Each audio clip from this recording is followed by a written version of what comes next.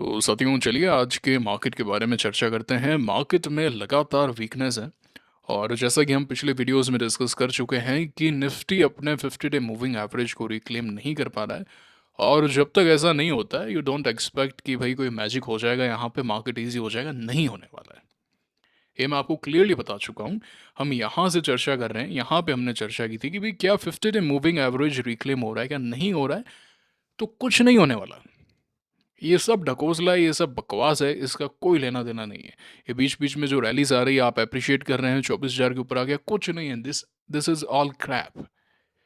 आपको 50 डे को रिक्लेम करना पड़ेगा डिसाइसिवली, उसी के ऊपर बात होगी। जब तक ऐसा नहीं होगा, आज जैसे गैप डाउन हुआ, चलिए आज का रीज़न आप दे सकते हैं कि भाई यूएस मार्केट गिरा था, वर्ल्ड मार्केट गिरा था, तो भैया वहां पे तो एआई स्टॉक्स गिरे थे ना। रिलायंस में कौन सा एआई गिर रहा है भाई तुम्हारा? HDFC बैंक में कौन सा एआई गिर रहा है? तुम्हारे जो हैवी वेट्स हैं वो इस तरीके से गिर रहे हैं, वहां पे तो कोई एआई का लेना देना नहीं है। तो ये तो नहीं गिरने चाहिए। आप कह सकते हैं कि भाई ठीक है, नेटवेब आज 7-1% डाउन था, 8.5% डाउन था। आप कह सकते हैं कि भाई यूएस मार्केट में तमाम एआई स्टॉक्स जैसे कि SNT के, INTC, ये सभी गिरे थे तो इसलिए ये भी गिर गया। मान ली मैंने आपकी बात, वैलिड पॉइंट है। बट रिलायंस वगैरह कैसे गिर गए? क्योंकि उनका स्ट्रक्चर ही खराब चल रहा है। ये स्ट्रक्चर खराब है। जब स्ट्रक्चर खराब होता है तो पॉजिटिव न्यूज़ पे आप बढ़ते नहीं हैं। तो जब मार्केट बढ़ रहा था यूएस वगैरह का तो बढ़ना चाहिए था ना, निफ्टी निफ्टी नहीं बढ़ा। और जब स्ट्रक्चर खराब होता है तो नेगेटिव न्यूज़ पे आप डबल गिरते हैं, आप ज़्यादा गिरते हैं, आप बेवजह गिरते हैं। और भारत को लेके तो अभी खैर एफआईज लगातार सेल कर रहे हैं, वो रुक नहीं रहे हैं। हर दिन 5,000 8,000 करोड़ की सेलिंग आ रही है। पहले ऐसा नहीं था। 2024 में जब उन्होंने सेलिंग स्टार्ट की थी तब 2,000 500 700 2100 3,000 ये एक नॉर्मल फिगर होता था, इसके ऊपर नहीं जाता था। लेकिन अब 5,000 8,000 करोड़ बड़ा नॉर्मल है। 8,000 करोड़ बहुत बड़ा फिगर होता है, $1 बिलियन के करीब हो गया। जब डॉलर आपका 80 83 करीब चल रहा था, उसके आसपास का फिगर हो गया। वो कोई एक छोटा मोटा फिगर नहीं है ये। FIIs are non stop selling. तो क्या यहाँ पे दिक्कत है? क्या दिक्कत है? क्या ये दिक्कत रहेगी क्या? पता नहीं है। क्या करना चाहिए? क्या भारतीय मार्केट अब कभी नहीं बढ़ेगा? क्या ऐसा कभी नहीं होने वाला? निश्चिंत रहें आप, भारतीय बाजार के भी सुनहरे दिन आएंगे। ये बस एक फेज़ है। ऐसा होता है, बीओ मार्केट इसी का नाम है। यहाँ पे तमाम नेगेटिव चीज़ें होती है। अब आरबीआई ने रेट्स को बढ़ाया नहीं, एंड आरबीआई ने कहा कि भाई जो सरकार की तरफ से ऑर्डिनेंस आया था कि भाई एफआईज के लिए बॉन्ड्स पे जो टैक्स है वो हम हटा देंगे। तो ये सब नाटक करने की ज़रूरत है नहीं ऑनेस्टली, है ना। ये बॉन्ड्स में हटा देंगे, जब बॉन्ड्स में नाटक हो रहा है क्या यहाँ पे? सेलिंग तो इक्विटी मार्केट में हो रही है, तो बॉन्ड्स में हटा दोगे? हम्म ये कैसी कैसी बातें हैं? मतलब आंधी आ रही है, छत पे आपके कपड़े टंगे हुए हैं, आंधी आ रही है मान लेते हैं दिल्ली में, और आप बोल रहे हो कि मुंबई में जो कपड़े हैं वो हम हटा देंगे। ये कोई बात है क्या? ये इसका कोई लॉजिक है क्या? अच्छा ठीक है, आप अब इकोनॉमिस्ट एक ऐसा होता है, इकोनॉमिस्ट की एक खास बात होती है, वो हर चीज़ में पॉजिटिव निकाल लेगा, वो हर चीज़ में नेगेटिव निकाल लेगा। रेट क्यों नहीं बढ़ा रहे? रेट नहीं बढ़ा रहे भैया, इन्फ्लेशन को बचाने के लिए रेट नहीं बढ़ा रहे, है ना। अगर इन्फ्लेशन को गिराना होगा तो उसमें वो लॉजिक निकाल लेगा। वो हर चीज़ के अंदर कोई ना कोई लॉजिक निकालेगा, पॉजिटिव आपको बता देगा। डॉलर बढ़ रहा है, यूएसडी आईएनआर बढ़ रहा है, उसका भी पॉजिटिव बता देगा कि देखो आज से 4 साल बाद में ये होगा, इस कारण इसका बढ़ना भी बहुत ज़रूरी है। इकोनॉमिस्ट एक ऐसी पोस्ट है। इलॉन मस्क का तो इस पे एक बहुत बड़ा क्रिंजी एक एग्जांपल है, आपको मिल जाएगा यूट्यूब पे। इलॉन मस्क ने बड़े अच्छे से डिफाइन किया ना, वो मैं यहाँ पे डिस्कस नहीं कर सकता उस चीज़ को। तो वो वाली बात है। तो अब ठीक है, वो कह सकता है कि बॉन्ड की प्राइसेस जो हैं वो बढ़ जाएंगी, यील्ड कम हो जाएगी। मेरे को तो इनका कभी रिलेशन ही समझ में नहीं आया, क्या बॉन्ड यील्ड का इन्वर्स है और क्या सब है, अजीब गजब चीज़ें हैं। बट कुल मिला के कि भाई इससे गवर्नमेंट की जो बोरोइंग है वो थोड़ी सस्ती हो जाएगी, और इससे पैसा थोड़ा बहुत तो आएगा ही, एंड रुपये की वैल्यू स्ट्रांग हो जाएगी। इसे बकवास करो मत, तुम्हें भी पता है कहाँ प्रॉब्लम है, उसको सॉल्व करो और चीज़ें आसान होगी। अब एक लॉजिक यहाँ पे ये निकल के आता है कि भाई एफ आई अगर उनका टैक्स हटा देंगे तो वो ज़्यादा सेल करेंगे, है ना, क्योंकि टैक्स फ्री हो गया, उनके लिए काफ़ी आसान होगा। That's a one thing, but ultimately आप उनको अट्रैक्ट भी तो तभी करोगे ना। बाकी एफआईज कैसे आएंगे? नए एफआईज आएंगे ना फिर, जिन्होंने अपने सिस्टम में इंडिया को इसलिए हटा के रखा है कि भाई ठीक है वहाँ पे टैक्स विद हेल्ड होगा, एंड LTC ज़्यादा है, ये है वो है, तो let us not spend there. तो वो तो आएंगे ना, नया पैसा आएगा कि नहीं आएगा फिर? तो ये वाली बात है, समझ गए बात को। तो मार्केट ने आज प्रयास किया था, सीएनएक्स स्मॉल कैप को देखते हैं। मार्केट ने आज प्रयास किया था, गैप डाउन हुआ था, गैप डाउन से कोई प्रॉब्लम नहीं होती है ना, गैप डाउन से कोई प्रॉब्लम नहीं होती। रिकवरी हुई लेकिन फिर उस रिकवरी को सस्टेन नहीं कर पाया। ये जो फॉल है ये थोड़ा सा खराब हो गया। मुझे तो अभी भी सीएनएक्स स्मॉल कैप सही लग रहा है ऑनेस्टली, मैं अगर आपको बताऊं तो। मार्केट जरूर चॉपी है बट इसका ओवरऑल स्ट्रक्चर मुझे अच्छा नज़र आ रहा है। अभी अगर आप देखें तो 200 मूविंग एवरेज से यहाँ पे सपोर्ट लिया है, 50 डे जो है वो ऊपर आने का प्रयास कर रहा है। 50 डे के अभी तक आप ऊपर ही हैं, हो सकता है कि आप एक बार और थोड़ा यहाँ पे आगे सपोर्ट लेके बाउंस कर जाएं, ये एक पहली पॉसिबिलिटी हो सकती है। हो सकता है कि आप कुछ एक वीक्स और यहाँ पे रहें इस रेंज में, हो सकता है आप ब्रेकडाउन करें, फॉल्स ब्रेकडाउन हो जैसे यहाँ हुआ था, देन यू बाउंस, ये सब चीज़ें हो सकती है। बट ये सब क्या है, डेली टाइम फ्रेम पे हमें थोड़ा सा इनडिसिसिवनेस देखने को मिल सकती है। डेली टाइम फ्रेम पे देखेंगे तो ऐसे समझ में नहीं आए, ऐसा लगता है यार क्या हो रहा है क्या नहीं हो रहा, हर दिन चीज़ें बदलती हैं। लेकिन जब आप जूम आउट करते हैं, जब आप वीकली चार्ट देखते हैं तब, और जब आप मंथली चार्ट देखते हैं तो आपको ऐसा रियलाइज़ होता है कि ये तो एक हायर लो बना है, और यहाँ पे जो फाइनल कॉन्ट्रैक्शन होता है उसके अंदर एक बड़ा अच्छा वॉल्यूम बार देखने को मिल रहा है। And this is the final contraction, this is the final pause before the breakout. समझ पा रहे हैं बात को? बात को समझ पा रहे हैं कि नहीं समझ पा रहे हैं? So if I show you this,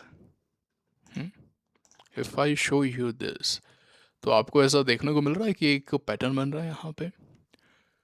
तो जून के महीने में अगर हम मई के लो को ब्रेक कर देते हैं, समझिएगा बात को, कि ऐसी अभी कोई है ना फाइनल कॉन्ट्रैक्शन आ जाता है एंड फाइनल कोई प्रेशर आ जाता है जिसके कारण निफ्टी जो है वो पहुंच जाता है आपके मार्च लोज के आसपास, एंड हम इसको टच करके वापस से ऊपर आ जाते हैं, हो सकता है थोड़ा और टच करें और थोड़ा नीचे आ जाएं।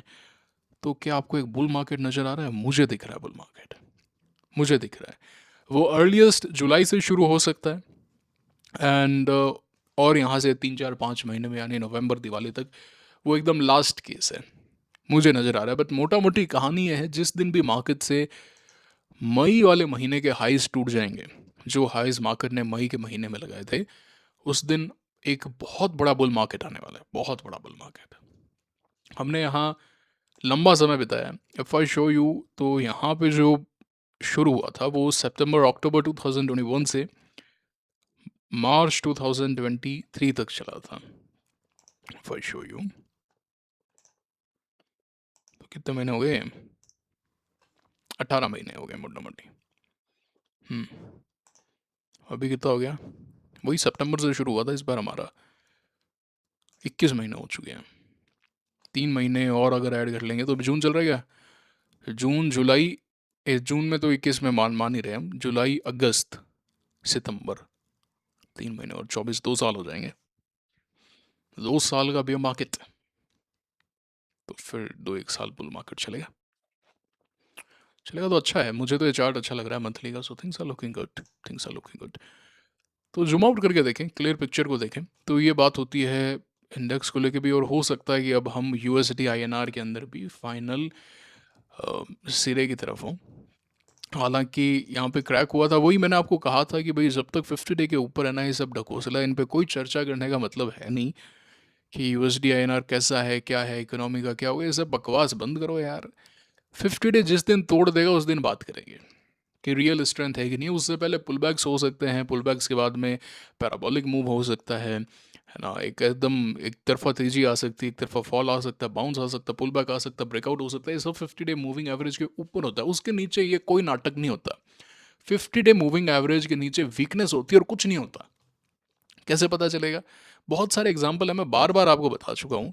अभी आपका पसंदीदा, चलिए सीनेक्स आईटी को देखते हैं, देख पा रहे हैं 50 डे मूविंग एवरेज के नीचे सिर्फ और सिर्फ नाटक होते हैं, रिक्लेम करने का प्रयास जरूर होता है बट होता नहीं है।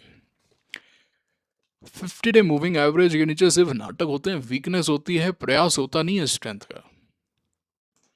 50 day moving average, 50 day moving average के नीचे बहुत कुछ होता है। आज फिर से खबर आ रही थी वॉर हो जाएगी, ये हो जाएगा, अभी सीज फायर की खबरें आ रही है, ये सब चीज़ें इन पे भरोसा नहीं करना है।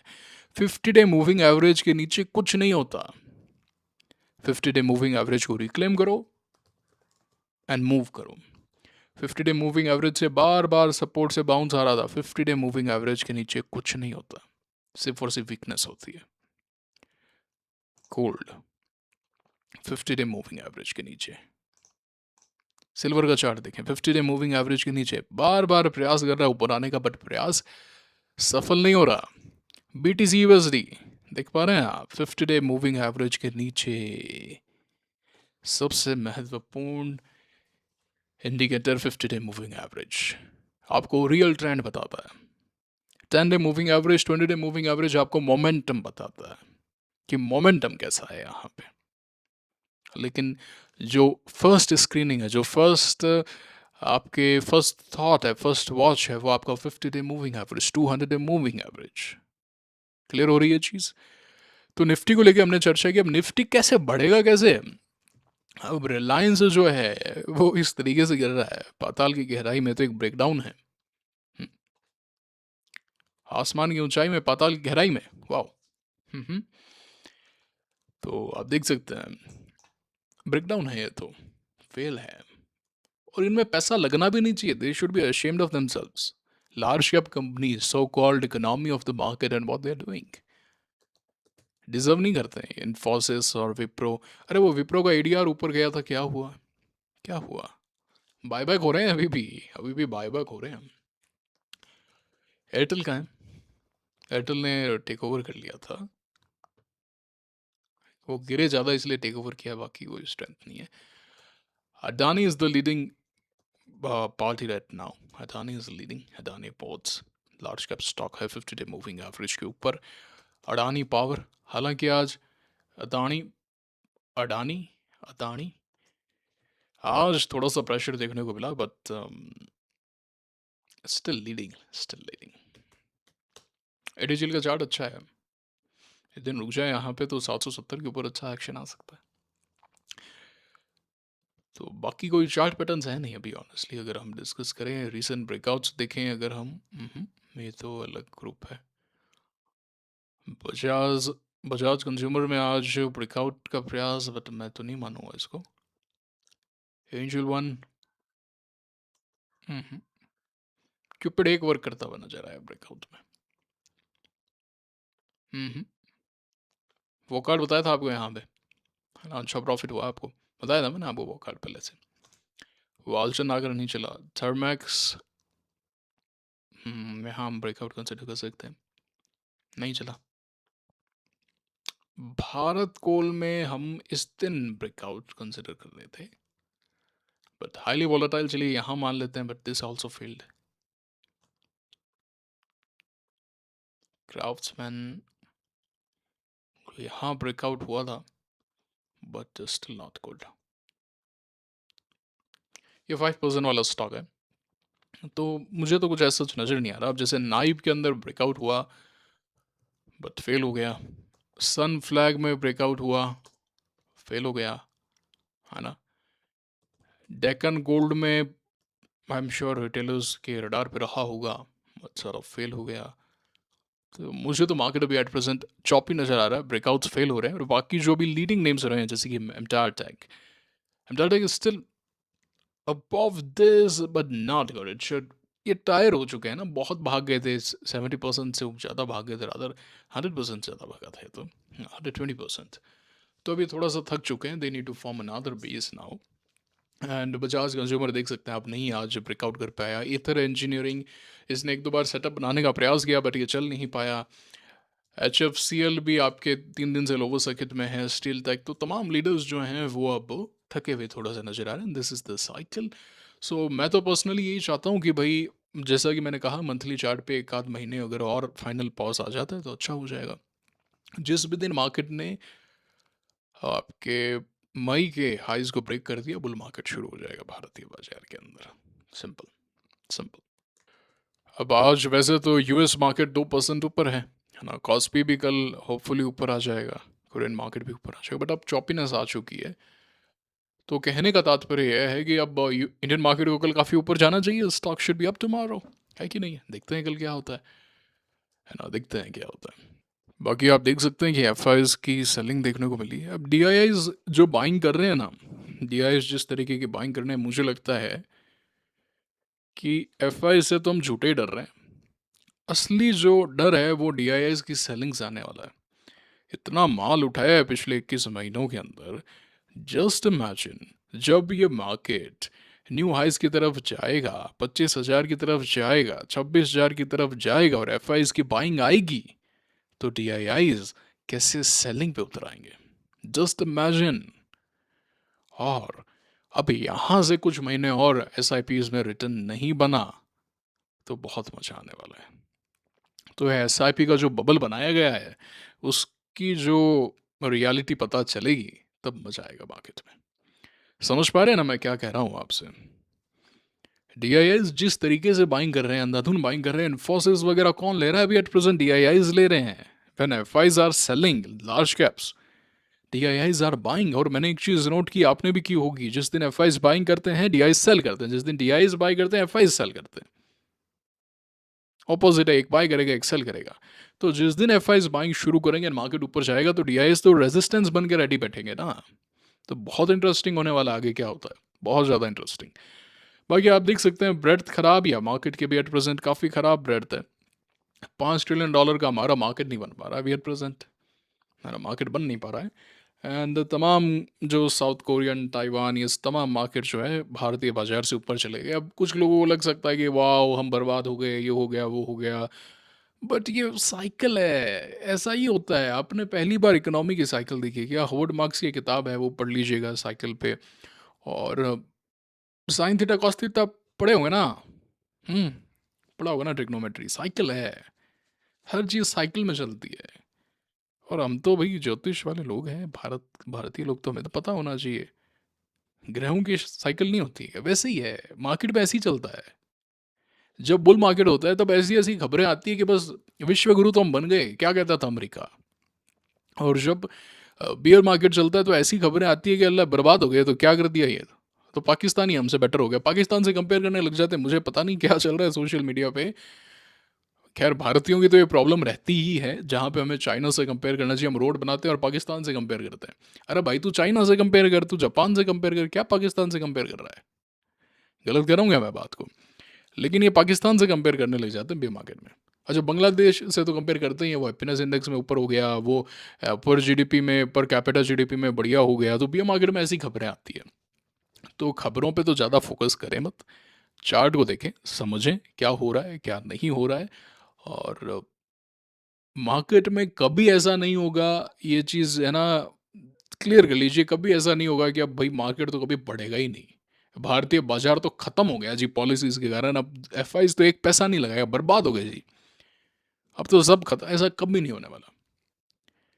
प्रॉफिट आएगा कंपनीज में, जिस दिन कंपनीज जो हैं भारत की वो प्रॉफिट दिखाने लगेंगी, ग्रोथ दिखाने लगेंगी, लार्ज कैप्स कुछ बढ़िया करने लगेंगे, एक्विजिशन करने लगेंगे, जैसा कि कोविड में किया था। कोविड का जो बुल मार्केट है भारत का, वो कब शुरू हुआ था? जब फेसबुक का पैसा रिलायंस में लगा था, उस दिन से भारत में बुल मार्केट शुरू हुआ था। ये खबरें आई थी भाई व्हाट्सएप और रिलायंस का करार हुआ है, उस दिन से चीज़ें बदल गई थी। समझ पा रहे हैं आप इस बात को? तो just few news here and there और चीज़ें बदलती हुई नज़र आती हैं, तो ऐसा कुछ ना सोचें, नेगेटिव बिल्कुल ना सोचें, विश्वास रखें। बुल मार्केट आएगा, चीज़ें बदलेंगी, बहुत नज़दीक है, बहुत ज़्यादा नज़दीक है अब चीज़ें, ठीक है ना? तो ये है। अभी ये सब खबरें तभी आती है, एफडीआई आना बंद हो गए जी, भारत एक क्लोज्ड इकोनॉमी हो गया जी। बाय द वे ये ट्रम्प का पोर्टफोलियो है। ट्रम्प भाई बिजनेस में ना जोरदार, यूएस भाई है तो जोरदार, ये बात माननी पड़ेगी आपको। मतलब वहाँ पे पैसे की, बिजनेसमैन की रेस्पेक्ट है। भारत में क्या है, बिजनेसमैन को निकाली जाती है गालियाँ। बिजनेसमैन पैसे वाला है, भाई साहब लुटेरा है वो तो, और गरीब आदमी तो संत होता है। अच्छा, भारत की कोई भी आप कहानियाँ पढ़ लीजिए, जो व्रत वाली कहानी होती है वो गरीबों के अराउंड ही रिवॉल्व होती है, कि वो गरीब था, परेशान था, है ना, फिर भी उसने अपना सारा भगवान को दे दिया, तो भगवान उससे खुश हो गए। ये कहानियाँ हैं, इनका कितनी सच्चाई है, कितनी, हम इस पे बात नहीं कर सकते। लोक कथाएं कह लीजिए, जो भी है, अल्टीमेटली हर जगह यही रूट्स में है कि money is bad. Okay, money is bad but money gives you option, right? अगर आपके पास पैसा नहीं है, कोई बीमारी आ गई, तो आपको परेशान होना पड़ेगा। कम रिसोर्सफुल वाले हॉस्पिटल में इलाज कराना पड़ेगा, हो सकता है आप इलाज ही ना करवा पाएँ। लेकिन वहीं पे आपके पास में पैसा है, दुनिया भर का पैसा है, तो आपके पास में ऑप्शन है। हर कोई युवराज सिंह की तरह कैंसर से जीत नहीं पाता ना, हर किसी के पास पैसा नहीं होता, है ना? है कि नहीं है? तो ये वाली बात है, मनी गिव्स यू ऑप्शन, तो मनी की रिस्पेक्ट करें, बहुत ही ज़्यादा ज़रूरी है ना? भगवान नहीं होता पैसा, पर भगवान से कम भी नहीं होता, तो पैसे की रिस्पेक्ट करें। और आजकल यूथ जो है वो बिना सोचे समझे पैसे को खर्च करता है, पैसे को खर्च मत करें। ये कहाँ कौन सी तारक मेहता का डायलॉग है क्या? पैसा कहता है कि भाई आज मुझे तू आज बचा, मैं तुझे कल बचाऊंगा, कल तेरी मदद करूंगा, तो वो वाली बात है, ठीक है ना? तो ये है कुल मिला के। काफ़ी दिन से कमेंट्स आ रहे थे, 1 डेढ़ हफ्ते से वीडियो नहीं बना, आई थिंक 2 हफ्ते हो गए कि सर बताएं वीडियो बनाएं। तो मैंने कहा ठीक है, आज चलिए डिस्कस कर लेते हैं। ठीक है, मैं चाहता हूँ थोड़ा और गिर के एक फेक आउट सा नज़र आए ना मुझे, मैं वो चीज़ देखना चाहता हूँ मार्केट में कि although we fall but we recover, then 4-5% गिर गए एक दिन में स्मॉल कैप में, एंड देन रिकवर कर गए। वरना क्या चॉपीनेस है, अभी क्या हो रहा है कि भाई जब यूएस मार्केट में कोई प्रॉब्लम है या फिर जो वर्ल्ड इवेंट में कोई प्रॉब्लम है तो आप गिर तो ज़्यादा जा रहे हैं, लेकिन जब वो सुधर रहे हैं तो आप उतना बढ़ नहीं पा रहे। मतलब आप 4% डाउन हैं, then you are 3% up, then you are again 4% down, then you are again 3% up, ऐसी 2-3 बार साइकिल होती है तो आपको पता चलता है बहुत नीचे आ गए। निफ्टी में यही तो हो रहा है अभी, यही तो हो रहा है। देख पा रहे हैं आप इसको? आप यहाँ पे गिरे, फिर ऊपर आए, इस बार ज़्यादा गिर गए, थोड़ा सा कम ऊपर आए, इस बार ज़्यादा गिर गए। ये हो रहा है अभी निफ्टी के अंदर। देखते हैं क्या होता है। टेलीग्राम चैनल ज्वाइन कर लीजिए, लिंक डिस्क्रिप्शन में। कमेंट बॉक्स में कुछ कहना चाहते हैं, पूछना चाहते हैं, आपकी ट्रेडिंग कैसी चल रही है? Last few breakouts have been very choppy, so do let me know what you doing. Position size को थोड़ा सा कम रखें, और जैसे ही 2-3 में प्रॉफिट होने लग जाए तो फिर पोजीशन साइज को बढ़ा दीजिएगा, ठीक है? कमेंट करके अपनी राय अवश्य दें, वीडियो को लाइक अवश्य करें। मुलाकात होगी आपसे अगले वीडियो में। Signing off for now, thank you very much.